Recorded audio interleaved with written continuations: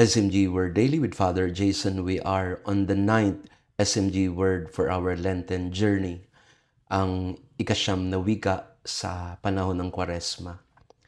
Pinili natin ng salitang seteite, isang wikang Griego ng ibig sabihin ay patuloy na maghanap.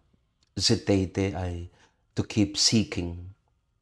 Ang sabi ni Jesus sa Ebanghelyo ngayon, humanap kayo at kayo'y makasusumpong. Ang ibig sabihin nito, hindi tayo dapat susuko sa paghahanap ng sagot sa ating mga tanong, sa paghahanap ng liwanag sa gitna ng ating mga pagdududa. Huwag tayong tumigil. Ang Kwaresma ay hindi panahon ng pagiging perpekto, kundi panahon ng pagmulat sa kagutuman ng ating puso. Marami sa atin ay tumigil na sa paghahanap. Hindi dahil natagpuan na natin ng Diyos, kundi dahil nasanay na tayo na may kakulangan sa ating buhay. Hindi na tayo naghahanap sapagkat nawalan na tayo ng pag-asa.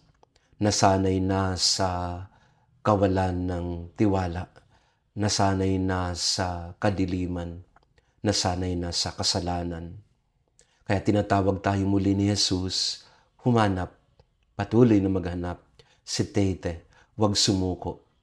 Ang paghahanap ay pag-amin na may kulang pa. Ang paghahanap ay isang katapangan na huwag tayong patatalo sa mga tanong sa buhay hanggat di natin nahahanap ang sagot, ang kauhawan ng ating kaluluwa. Isang paalaala sa panahon ng Kwaresma, tayo ay patuloy na maghanap. Patuloy nating punuin ang kawalan. Hayaan natin na si Jesus, ang salita na nagbibigay buhay, ang magbigay sa atin ng katugunan, kaganapan. Patuloy kang maghanap dahil ang Diyos na hinahanap mo ay patuloy din at paulit-ulit na naghahanap sa iyo.